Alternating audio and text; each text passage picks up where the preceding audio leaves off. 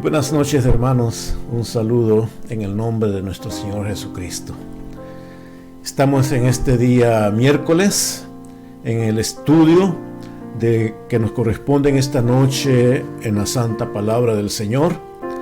Hoy es, como digo, miércoles día 11 del mes de mayo del 2022. Cada uno de ustedes sea bienvenido, bienvenida. Nos alegramos que esté con nosotros, que esté sintonizándonos y que la paz, la bendición de Dios esté en cada uno de ustedes, de sus vidas, de sus familias, amigos, hermanos y todos los que están en vuestro alrededor. Gracias damos al Señor porque Él es bueno. Hasta aquí nos ayudó Jehová, como dice aquel canto bastante antiguo. Pero hasta aquí nos ha ayudado Él, ha sido bueno. Oremos al Señor y encomendémonos para que en esta noche Él nos pueda dirigir, bendecir en el estudio de su palabra. Padre bueno que estás en gloria, te agradecemos, Padre bendito, por tu amor, tu bondad, tu misericordia, por lo bueno que tú eres, porque hasta este instante tú estás con nosotros y sabemos que tu palabra nos asegura que de tu mano nadie nos va a arrebatar, oh Dios. Estamos confiados, estamos seguros en tu mano, la poderosa mano que nos sostiene. Oh Padre bendito, en esta noche nos disponemos a leer y a estudiar tu palabra santa. Esa palabra que nos trae vida, esa palabra que nos instruye, nos guía, nos ilumina y nos ha mostrado el camino de salvación. Oh Padre Santo, en esta noche, ilumínanos, dirígenos y enséñanos, Padre amado. Y lo pedimos en el nombre de Jesucristo, Señor y Salvador, por quien damos gracias. Amén. Aleluya. Bendito sea el Señor. Vamos a continuar, hermanos, y trataremos de ser breves en el estudio en esta noche, que continuamos en lo que es el Sermón del Monte. Estaba viendo que ya son 10 temas que el Señor nos ha permitido desarrollar en esta parte del Sermón del Monte. Obviamente el capítulo 5 de Mateo es el capítulo más largo de los 3 capítulos que hablan del Sermón del Monte. Así es que ya estamos llegando al final del capítulo 5 y en esta noche vamos a continuar porque el Señor quiere, como digo siempre, como les enseñó a los discípulos cuando Él les dio este sermón, cuando Él los instruyó con esta palabra, a través de la historia. El Señor siempre ha querido que usted, que yo, que somos sus discípulos hoy en día, podamos comprender de la misma manera que los discípulos en el principio habían comprendido lo que el Señor les mostraba. Recordemos, y como vamos a seguir viendo, esta enseñanza del Señor, lo que conocemos como el Sermón del Monte, es una enseñanza que algunos la categorizan como revolucionaria, que causó revolución, que vino a darle vuelta al aspecto, al esquema que el mundo religioso tenía. La perspectiva que el hombre tenía de lo que es la salvación o de lo que era el reino de Dios es lo que Jesús vino a establecer, vino a aclarar, vino a poner los detalles como deberían de ser. Por eso estos versículos, estos capítulos del Sermón del Monte de Mateo 5, 6 y 7 son de suma importancia para la vida y el desarrollo del cristiano. No podemos decir que somos cristianos si no hemos comprendido qué es el mensaje que Jesús les dio a su iglesia o le dio a su iglesia. Si no hemos comprendido ese mensaje, no podemos decir que somos seguidores de Jesús. Porque el discípulo sabe o conoce a su maestro. Si Él es nuestro maestro, nuestro Señor, y nosotros sus discípulos debemos de conocerlo. Y qué mejor forma de estudiar esa enseñanza, las buenas nuevas de salvación que el Señor vino a dar. Pero recordemos que el Evangelio no es las buenas nuevas de salvación y hasta ahí, sino que es las buenas nuevas de salvación para entrar en el reino de Dios. Nadie puede entrar en el reino de Dios si no reconoce, si no tiene esa conversión. Pero también, por otro lado, nadie puede decir que tiene una conversión y no conoce el reino de Dios.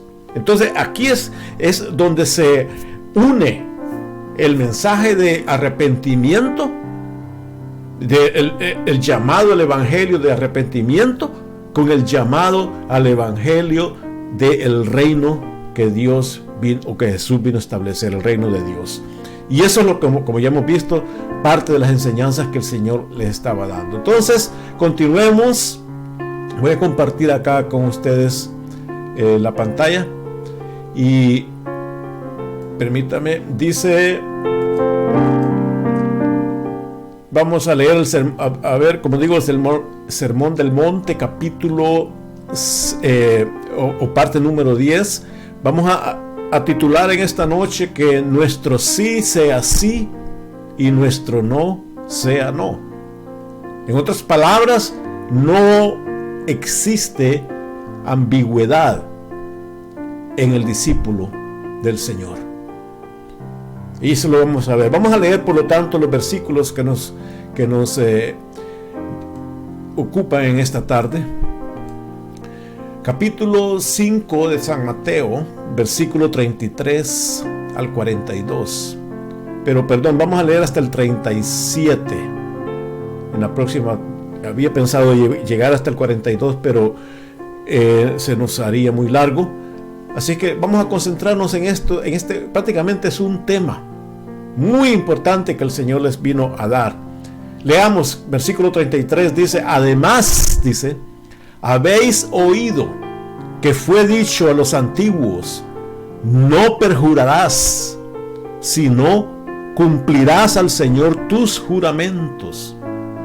Pero yo os digo, no juréis en ninguna manera, ni por el cielo, porque es el trono de Dios, ni por la tierra, porque es el estrado de sus pies, ni por Jerusalén, porque es la ciudad del gran rey. Ni por tu cabeza jurarás, porque no puedes hacer blanco o negro un solo cabello. Pero sea vuestro hablar sí, sí, no, no. Porque lo que es más de esto, de mal procede. Amén.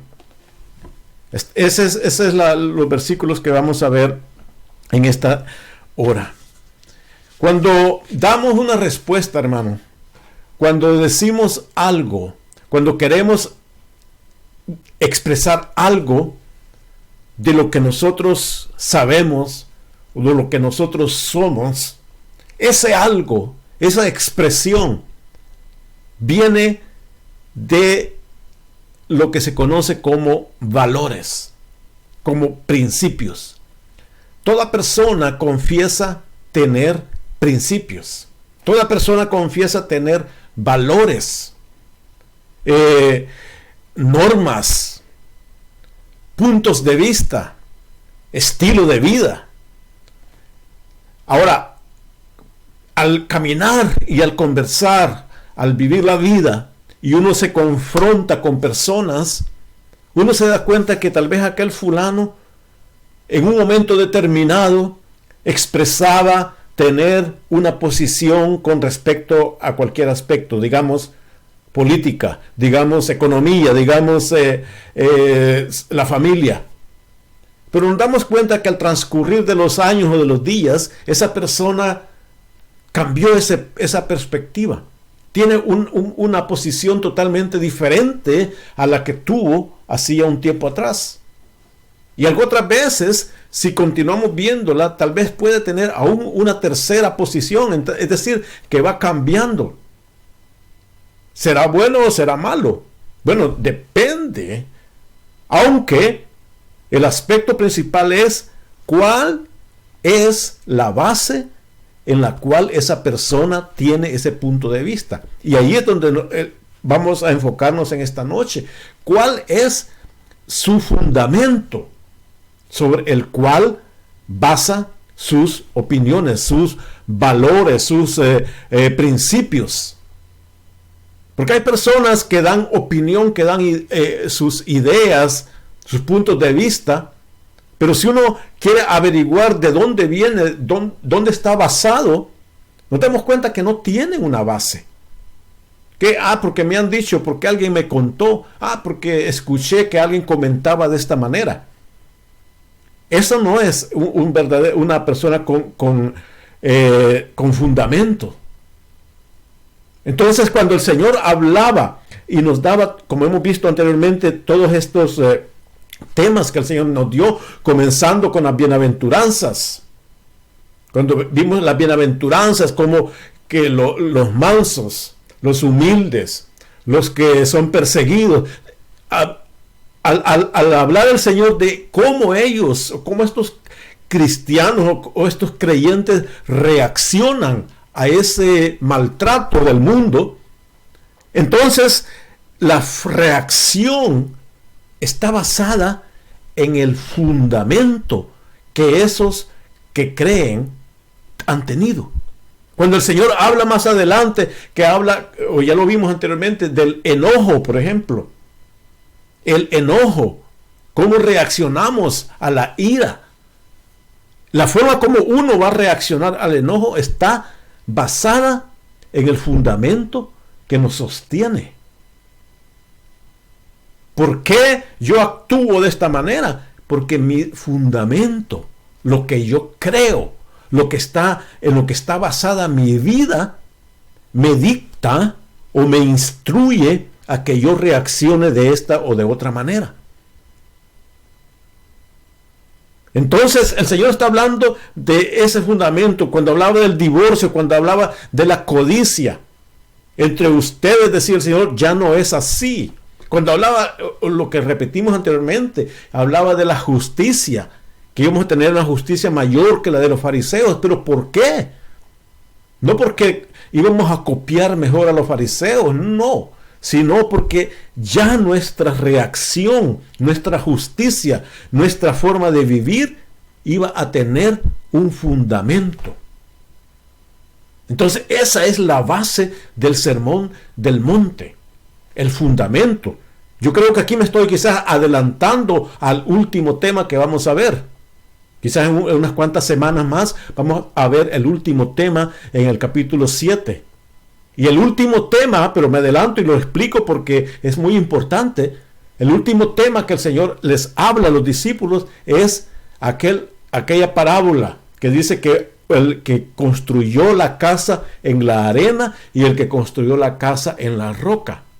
Muchas veces se usa esa parábola para ilustración, para decir que que tengamos cuidado donde vamos a edificar. Y está bien, pero el contexto es este. El Señor les dio todas estas instrucciones del capítulo 5, todos estos versículos, capítulo 6, todos los versículos, y llega al capítulo 7 y al final les dice, ok, todo lo que les he dicho no tiene mayor relevancia si ustedes están construyendo o ustedes no tienen un fundamento sólido. Pueden haberme escuchado, decía el Señor, pero si su fundamento está vano, su fundamento está como quien construye en la arena, de nada les sirve lo que han escuchado. Entonces, si vuestra justicia va a ser mayor que la de los fariseos, simplemente será porque ustedes ya establecieron su base en la roca. Hermano, si nosotros tenemos opiniones sobre lo que sea, desde de política a economía, de familia a matrimonio, de tipos de trabajo a puntos de vistas, de filosofía al aborto, lo que sea. Si nosotros tenemos opiniones, no es porque se nos ocurrió, no porque seamos inteligentes, no. Tenemos opiniones porque lo que creemos está fundamentado en la roca. ¿Y cuál es la roca? La roca es Cristo. ¿Y cómo conocemos? A través de su palabra. Hermano, por eso es inaceptable que grupos cristianos o personas conocedoras supuestamente de la verdad divina tengan opiniones que van disparadas por otro ángulo. Personas que no saben si opinar que si el matrimonio homosexual es bueno o es malo. O personas que no saben opinar que si meterse en una guerra de un tipo o de otro tipo es bueno o es malo. ¿Qué digo? Cualquier opinión desde ese punto de vista. Entonces, no tienen esa base que es la sólida palabra del Señor. Entonces, por eso es importante que nuestra base sea sobre la roca. Por eso repito que en estos estudios, continuando con lo del reino de los cielos o el reino de Dios, el Señor mostraba, como ya les dije eso, que las personas tienen o deben de tener principios, un estilo de vida, unos valores que no sean cambiantes como quien se cambia la camisa, ¿no? El que tiene principios, los principios son incambiables. Los valores son ajustables, pero están basados en el principio o en los principios. Entonces, como digo, todas las personas dicen tener principios, pero ¿será cierto que los tienen? Es cierto que nosotros tenemos esos principios, pero ¿en qué están basados? Entonces, como les repito, sobre la arena o sobre la roca. El fundamento de lo que creemos es la base de todo lo que nosotros somos. Si ahí andan cristianos todos cabizbajos, andan cristianos todos confundidos, andan cristianos todos amedrentados, cristianos todos miedosos, es porque hay que examinar cuál es el fundamento, en qué creen, cuál es la base de lo que son, cuál es la base de su doctrina. Hermanos, quizá ya que menciono la palabra doctrina o enseñanza, uno de los errores más grandes en la iglesia de las últimas décadas es la falta de enseñanza sólida. El diablo ha trabajado arduamente y tremendamente y se ha metido en las congregaciones para que no se enseñe la verdadera sana doctrina.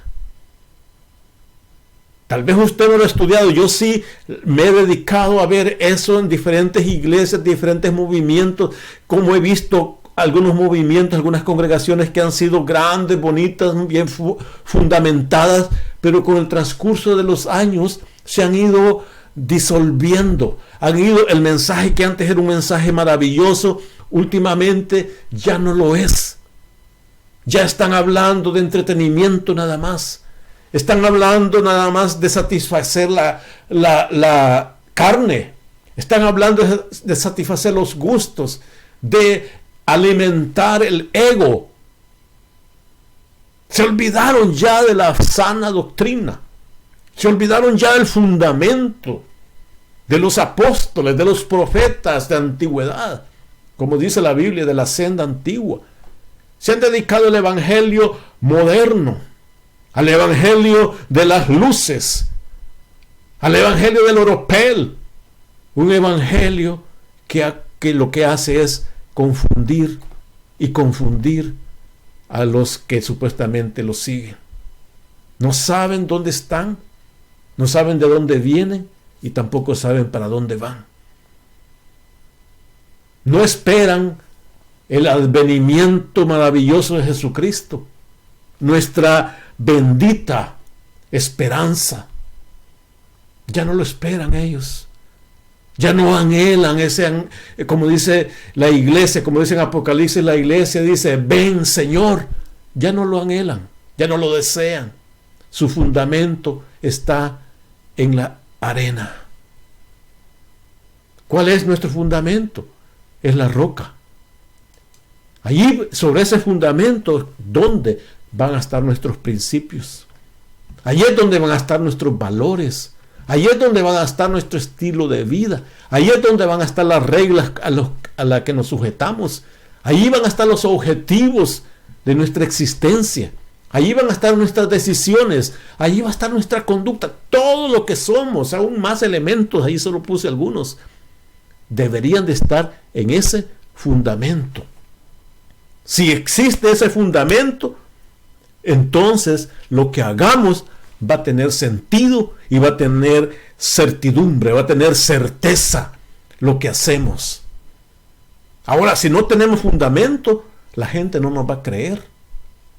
La gente se va a dar cuenta que hoy cambiamos a lo que ayer decíamos. La gente se va a dar cuenta que lo que dijimos un día lo contradijimos el siguiente día. La gente se va a dar cuenta de que somos como una hoja de papel llevada por el viento. Si no hay fundamento. Pero si hay fundamento, que es lo que el Señor quería mostrarles, las personas van a confiar y van a decir, este hermano, esta hermana, claro, lo que él dice, lo que ella dice es seguro. Seguro que es cierto lo que él dice o ella dice.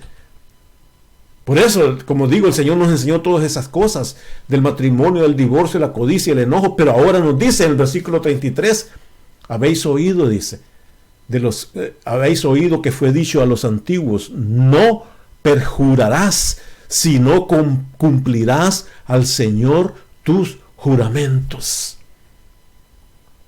Ahí entra el Señor a este otro tema importantísimo de juramentar.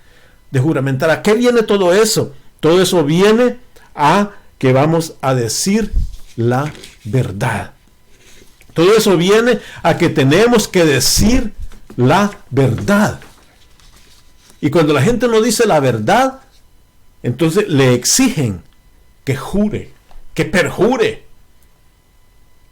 Le exigen eso, porque sabe que esa persona es de dudosa confianza. Esa persona no es creíble. No hay credibilidad. Entonces tiene que jurar para que yo le pueda creer. Como dicen, no le creo ni al bendito, decía. Porque no hay certidumbre en sus palabras. ¿Por qué? Ahí viene el fundamento. No se ha establecido en una base sólida del conocimiento de la palabra de Dios. Jesús nos exhorta ahora a cómo nos expresamos, cómo decimos, si decimos la verdad. Ese es el punto final en este aspecto. Decir la verdad, así como le explicamos a los niños muchas veces cuando están pequeños, le decimos, niño, hijo o hija, usted tiene que decir la verdad. Siempre diga la verdad. Pero después escuchan al papá diciendo la mentira. Entonces el niño se da cuenta y dice, ok, voy a decir la verdad cuando me conviene. Pero si no, voy a engañar porque veo que los adultos eso hacen. Veo que los adultos se deleitan en eso. Nosotros sabemos, hermano, que existen ya por naturaleza en el mundo que estamos. Por naturaleza sabemos que hay entidades o hay grupos, hay individuos o hay títulos que de hecho no les vamos a confiar. Uno de ellos que es común en todo el mundo son los políticos. Todos sabemos que los políticos le van a prometer lo que se les ocurra, lo que les convenga para ganar la elección. En todo el mundo es así. Prometen, pero sabemos que no es cierto. Tal vez la intención la tienen, pero que a la larga no será lo que ellos van a hacer. ¿Por qué? Porque los políticos normalmente dicen, yo hago esto para que me den el voto y después hago lo que me dé la gana. Después hago lo que me conviene. O muchas otras veces ellos tienen la intención de hacer algo, pero uno sabe, si uno se da cuenta la historia cómo va, uno sabe, no, es imposible que este político vaya a aumentar la economía, aunque venda toda la nación, no va a subir la economía porque la economía está demasiado destruida. Aunque Él prometa que en 5 semanas voy a tener la economía de la mejor manera, es imposible.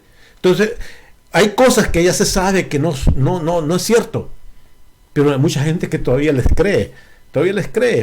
Su estado les invita a que la gente les crea.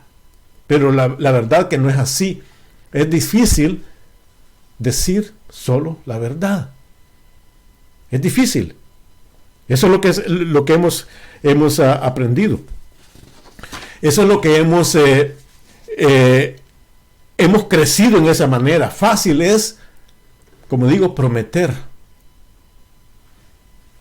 Y eso es, hermano, el que tiene el fundamento sobre la roca y el que no tiene el fundamento sobre la roca. ¿Va a creer o no va a creer?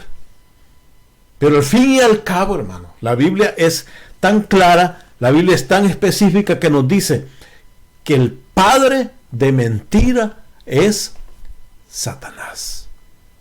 Satanás, el padre de mentira.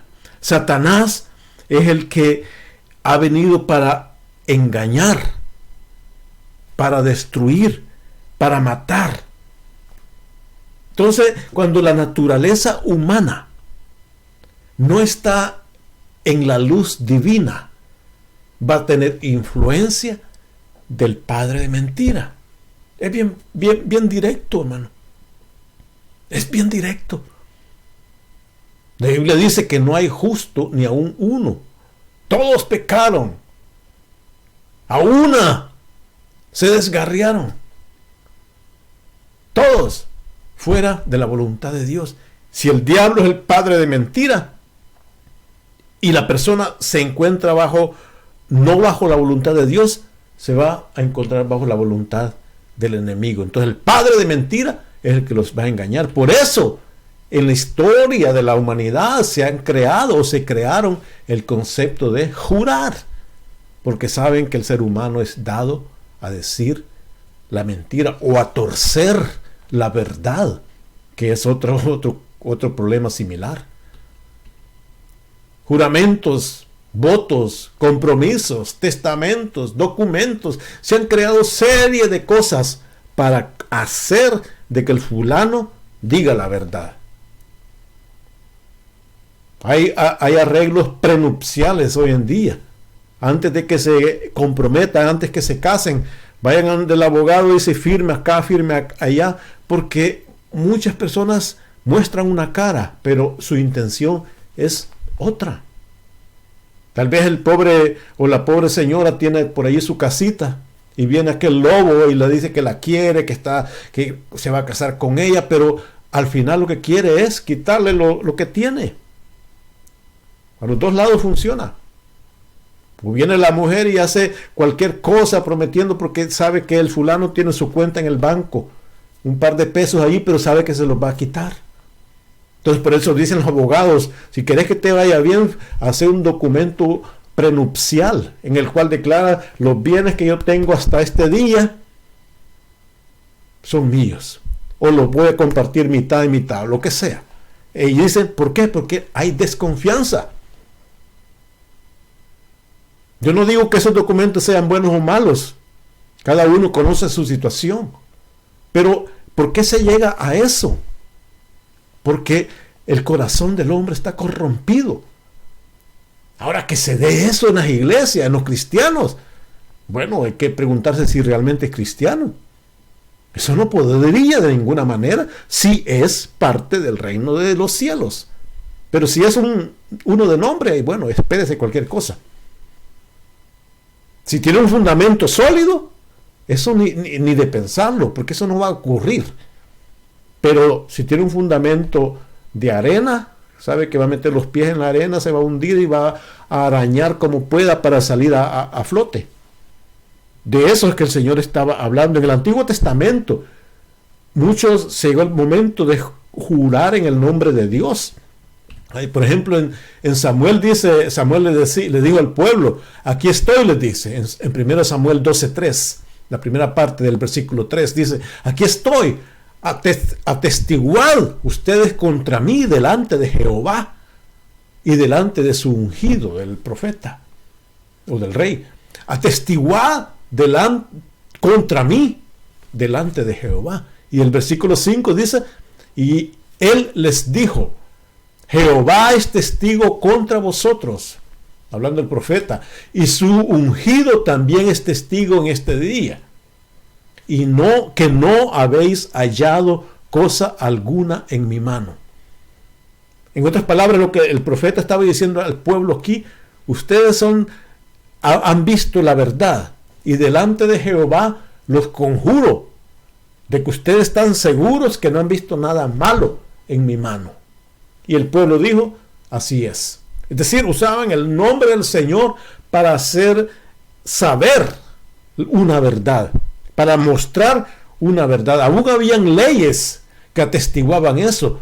En Números 32 dice, cuando alguno hiciere voto a Jehová o hiciere juramento ligando su alma con obligación, dice, no quebrantará su palabra. Entonces, cuando se hacían los votos, se hacían los compromisos delante de Jehová, delante del Señor, había una responsabilidad. Está ligando su alma con obligación.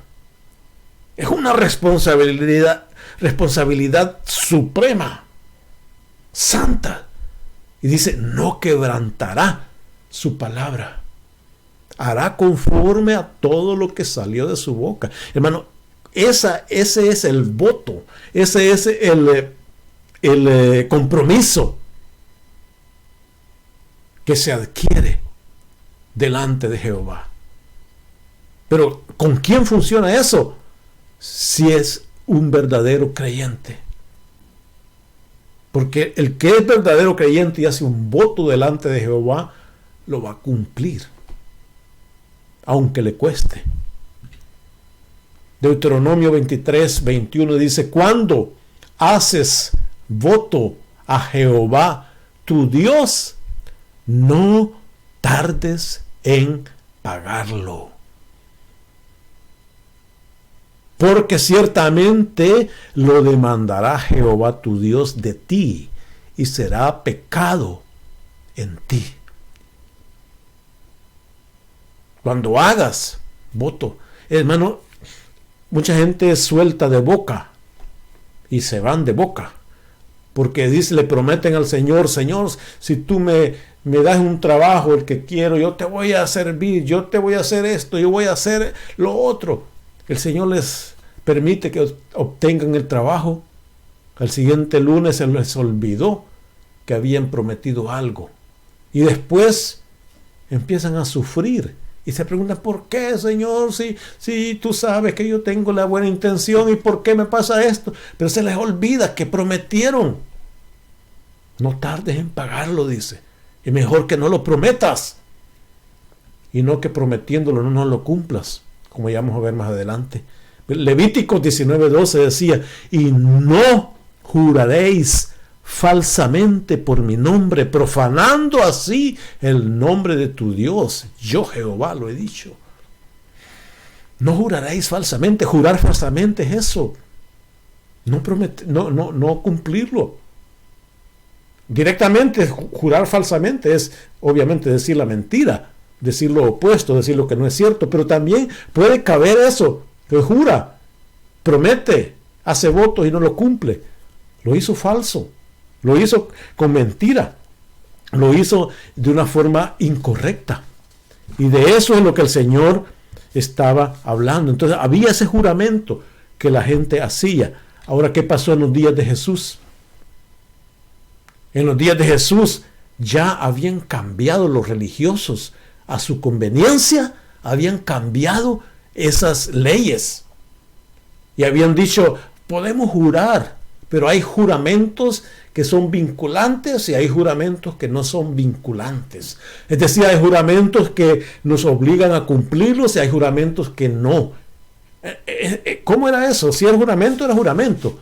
No había vinculante o que no podía cumplirse o sí podía cumplirse. Por ejemplo, ellos decían, habían llegado los judíos a ese extremo, a decir, jurar por Jerusalén está bien. pero jurar hacia Jerusalén está mal. ¿Cuál era la diferencia? Es decir, que los judíos habían llegado, los religiosos, habían llegado a un punto de lavar la ley, de cambiar la ley en tal forma que les convenga. Entonces podían decir, voy a jurar por Jerusalén. De todo modo, no, de nada sirve. Pero si se paraban viendo Jerusalén, no, ahí no podemos jurar. Era lo mismo, pero ellos habían cambiado. Por ejemplo, ellos decían, puedes jurar por el templo, puedes jurar por el templo, pero por el oro del templo, ahí no puedes jurar, ahí está malo. Se habían inventado cuentos para hacerse, así como hoy en día se han inventado los, como dicen, los pecados de colores, les han dado, ¿no? Pecados negros, pecados amarillos, pecados rojos, pecados de todos los colores. Pecado es pecado. Pecado es pecado. No hay colores. Así habían hecho ellos. Dice, puedes jurar por el templo, está bien, pero no por el oro que está en el templo. Ahí está mal. No. El Señor dijo, no jurarás si no lo cumples. También ellos decían, puedes jurar por el altar de sacrificio. Está bien jurar por el altar de sacrificio, pero no puedes jurar por los regalos que hay en ese altar. Habían cambiado todo para su propio beneficio. Jesús vino a cambiar esa idea y les dice, versículo 34, yo os digo, no juréis en ninguna manera, ni por el cielo, ni por la tierra, ni por Jerusalén, ni por tu cabeza. El Señor ya no les empezó a decir, miren, si es por el templo, es por el oro del templo, si es por los regalos. No, nada de eso. El Señor les dice, de ninguna manera juréis. ¿Por qué? Simplemente no juréis. Les explico, dice. Cuando juras por algo, estás poniendo el nombre de tu Dios en medio. No, estamos jurando por las piedras, estamos jurando. Todo le pertenece a Dios. Eso es lo que el Señor les decía a los discípulos. Uno, no juréis por el cielo. ¿Por qué? Porque invocás a Dios. ¿Por qué? Porque es el trono de Dios. Estás invocando, jurás por el cielo, estás invocando el nombre de Dios, estás invocando a Jehová, porque ese es el trono de Dios. Ok, dice. No juráis por la tierra, pues. ¿Por qué? La tierra es la tierra. Invocás a Dios también. ¿Cómo es posible que vaya a invocar a Dios cuando estoy jurando por la tierra? Sí, porque es el estrado de sus pies. Ok, entonces voy a jurar por yo mismo, por mi vida, por mi cabeza, dice. No. O por Jerusalén en este caso, sí, perdón, por Jerusalén. El número 4 en la cabeza. Por Jerusalén voy a jurar. El Señor le dice, también estás invocando a Dios. ¿Por qué? Porque Jerusalén es la ciudad de Dios. Ahí estableció el templo, ahí estableció su reinado y su reinado futuro. Ahí tendrá el nombre de Jerusalén, desde Jerusalén. Cuando juras por el cielo, invocas a Dios. Cuando juras por la tierra, invocas a Dios. Cuando juras por Jerusalén, invocas a Dios. Y cuando juras por tu cabeza, invocas a Dios. Dice la Biblia que Él tiene los cabellos de nuestra cabeza contados. Algunos les hemos hecho un favor a Dios. No nos cuenta los cabellos. Pero Él dice, gobierna sobre nuestras cabezas. No podemos jurar. Por eso el Señor dice, ahí el versículo que leímos anteriormente, que en este versículo, no juráis por la tierra, porque es el estrado de sus pies, por Jerusalén, porque es la ciudad del gran rey, ni por tu cabeza jurarás, porque no puedes hacer blanco o negro un solo cabello. Algunos dirían, yo no, si yo compro allí, venden un líquido y me lo echo en el cabello y me lo hago de cualquier color. Mentiras. Déjeselo un par de meses a ver si no le cambia. No, me vuelvo a echar. No, pero está jugando, ahí está nada más haciendo la mímica. El Señor hablaba acá de cambiar el color literalmente, sin volver a echarse colores. No se puede. Cuando llegan los cabellos blancos, llegan.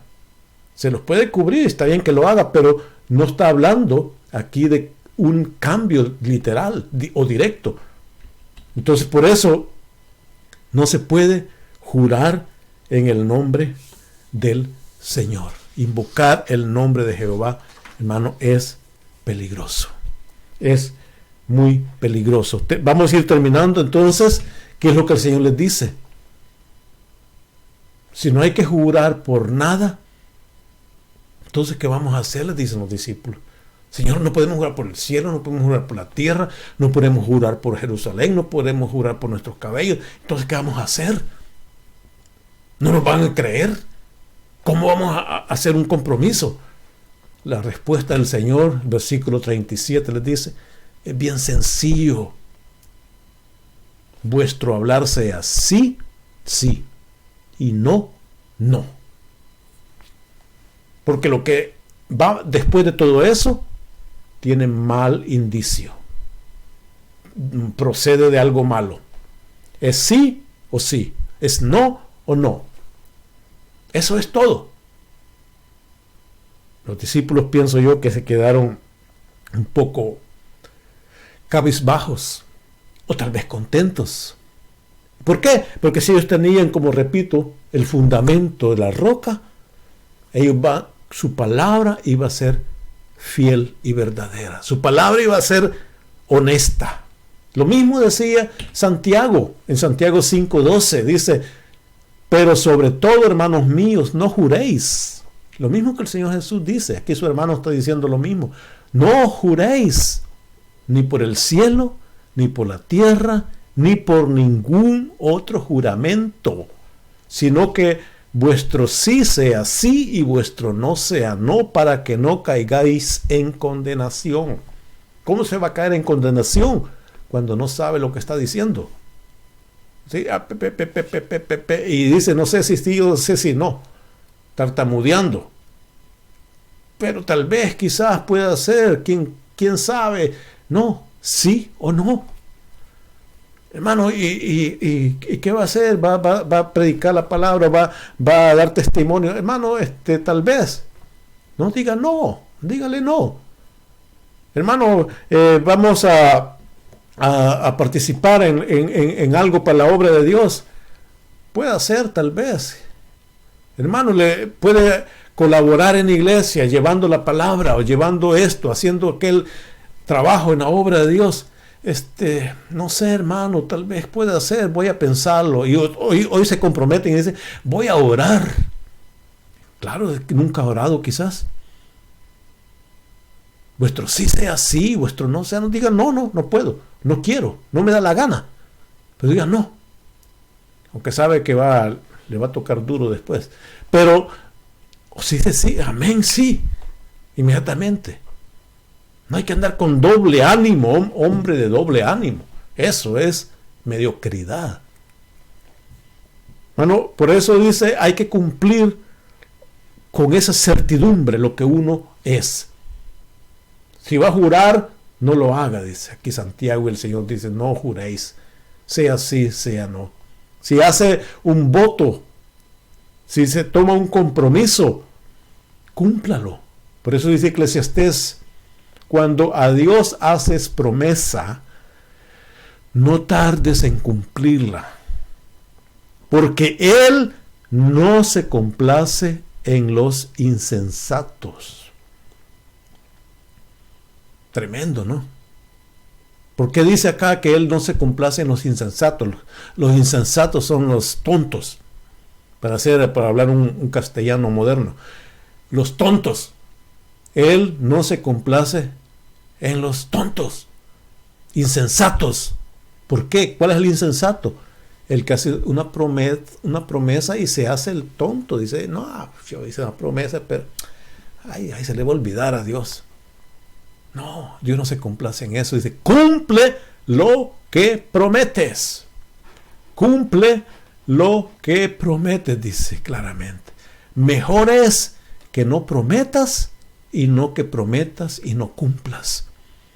Mejor no abra la boca. No se comprometa. yo prometo que, como dicen los borrachos, prometo no voy a beber jamás. La siguiente semana están a parranda. No, no se comprometa.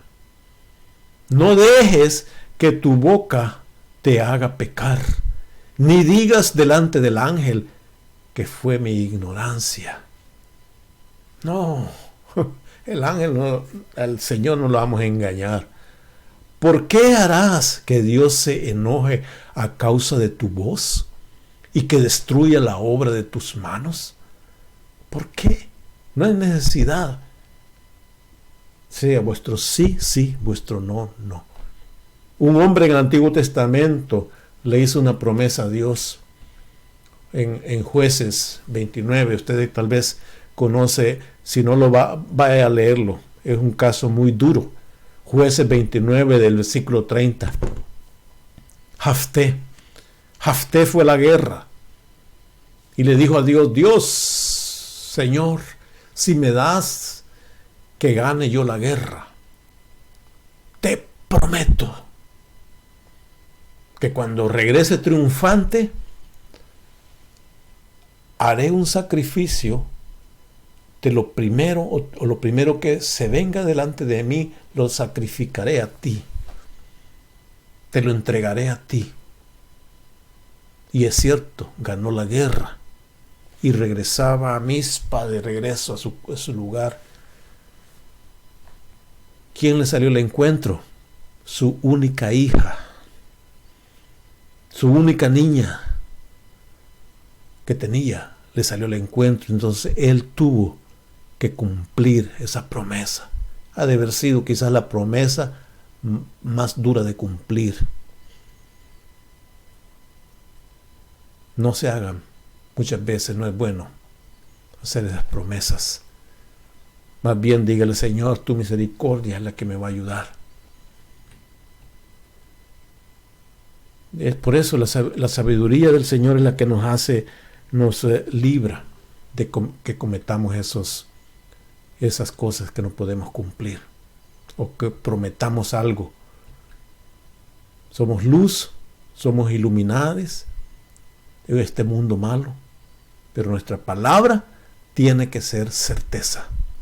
En Filipenses dice: para que seáis irreprensibles y sencillos, hijos de Dios, sin mancha, en medio de una generación maligna y perversa, en medio de la cual resplandecéis como luminares en el mundo. ¿Qué quiere decir Filipenses? Que estamos metidos en un mundo malo, en un mundo perverso, en un mundo que busca lo suyo, en un mundo que no le importa nada más. Pero somos luz en medio de ese mundo. ¿Por qué? Porque resplandecemos. Por eso, cuando muchos cristianos, la gente dice: no, yo a él sí, los impíos, la gente de afuera, los que andan en el pecado. Y muchas veces uno se da cuenta que dice: no, yo a fulano de tal, yo sí le creo. Si el fulano de tal lo dice, es cierto. Porque saben que la palabra que viene de ese fulano de tal, que ha de ser un buen cristiano. Entonces es una palabra fiel y verdadera, es luminar en esta maldad, en este mundo de maldad. Entonces, ¿qué hacemos nosotros con los votos? Hay aspectos legales y aspectos naturales. Claro, hay votos, por ejemplo, juramentos que hay que hacerlos. Por ejemplo, si usted va a la corte, en la corte le ponen, hoy en día pueden usar hasta no sé qué más usan, un calendario, que es posible. Pero anteriormente se usaba la Biblia, porque sabían que la gente respetaba y la gente iba a decir la verdad. Aunque hoy en día usan cualquier cosa, como digo, pero lo hacen con ese sentido para hacerle conciencia que la persona diga la verdad. Y si no lo dice, lo encuentran que dijo la mentira y va a ir a la cárcel. Aunque no haya jurado, pero va a ir a la cárcel por mentiroso. Entonces, en ese caso sí es un aspecto legal, que no es su palabra, sino que es el hecho, la evidencia. Pero cuando usted hable día a día, no diga a las personas: te juro, como dicen muchos, hasta una cruz hacen así, no sé cómo la hacen, cruzan los dedos y dicen: por esta cruz te digo la verdad. Que deje de hablar. Deje de hacer locuras. No puede cumplirlas. Se le va a quemar la lengua. Conversaciones malas, compromisos malos. No, usted los del reino de Dios no hacen eso. Punto y aparte. Los del reino de Dios no, ni se les ocurre decir locuras así. Los del reino del diablo sí, porque es el padre de mentira. Y finalizo diciendo en Salmo 15, Jehová, ¿quién habitará en tu tabernáculo? Es decir, ¿quién pertenecerá a tu reino? ¿Quién morará en tu santo monte? El que anda en integridad y hace justicia, él. El que habla verdad en su corazón.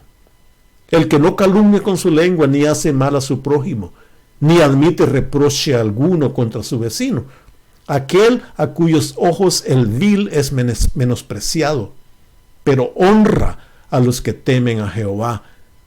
El que aún jurando en daño suyo, no por eso cambia, te mantiene firme. Quien su dinero no dio a usura, ni contra el inocente admitió cohecho.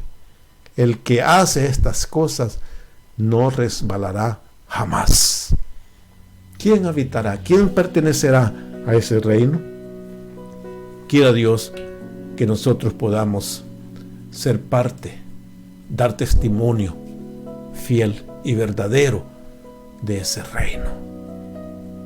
Ese somos nosotros. Vuestro sí sea sí, vuestro no sea no. No hay plaza intermedia. Ese es, hermano, hermana, el reino de Dios. Ese es el Evangelio. Esas son las buenas nuevas de salvación. Pero todo es, como finalizo diciendo, si hemos puesto nuestra fe, nuestra confianza en el fundamento sólido, la roca de su verdad. Amén.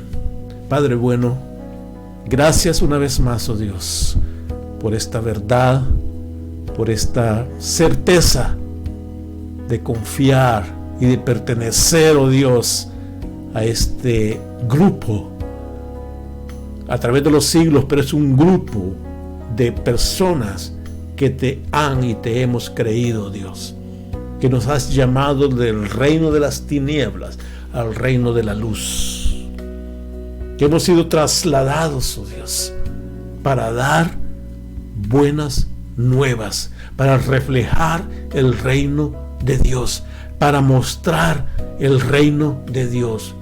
Por lo tanto, Padre Santo, enséñanos y ayúdanos a comprender esta verdad, oh Dios, en la cual hemos sido llamados. En el nombre de Jesús te lo pedimos, y pedimos también tu bendición en cada uno, en el nombre de Cristo. Amén y amén. Que Dios les bendiga, hermanos y hermanas y amigos, y que la paz del Señor esté en sus vidas y en sus hogares. Nos vemos, nos sintonizamos en la próxima. Amén.